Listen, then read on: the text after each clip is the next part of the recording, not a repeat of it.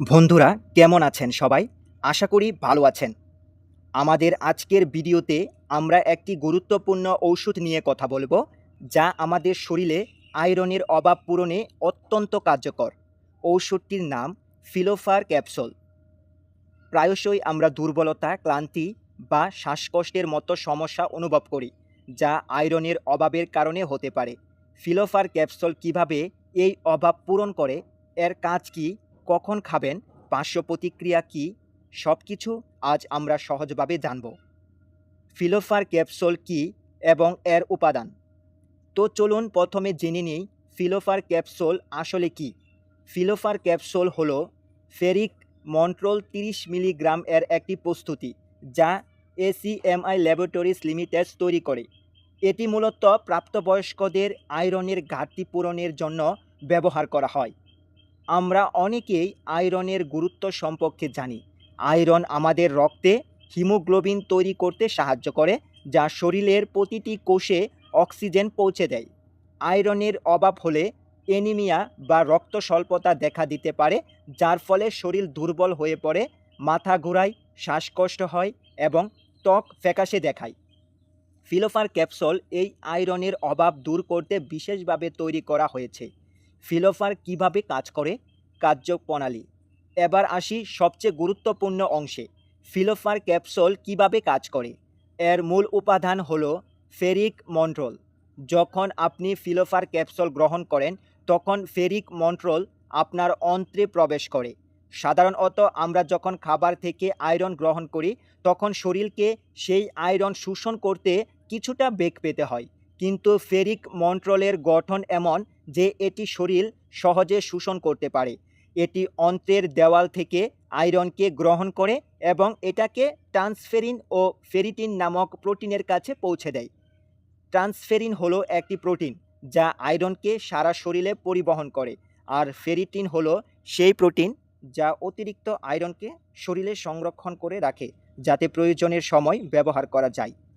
ফিলোফার capsule এই দুটি প্রক্রিয়াকে উন্নত করে। এটি রক্তে আয়রনের মাত্রা বাড়ায়, ফলে ফেরিটিন এবং ট্রান্সফেরিন স্যাচুরেশন বা টিএসটি এটি বৃদ্ধি পায়। এর মানে হলো আপনার শরীর আয়রনকে আরও ভালোভাবে ব্যবহার এবং সংরক্ষণ করতে পারে।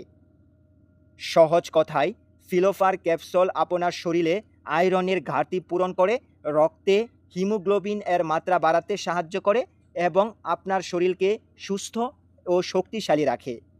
ব্যবহারের নির্দেশিকা, সেবন পদ্ধতি। ফিলোফার ক্যাপসুল মুখে খাওয়ার জন্য এটি খালি পেটে গ্রহণ করা সবচেয়ে ভালো। খাবার অত্যন্ত 1 ঘন্টা আগে অথবা 2 ঘন্টা পরে এটি সেবন করুন।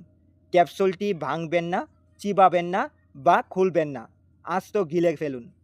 সাধারণত প্রতিদিন 2টি ক্যাপসুল অর্থাৎ 30 মিলিগ্রাম করে সকালে ও রাতে একবার করে সেবন করার পরামর্শ দেওয়া হয়।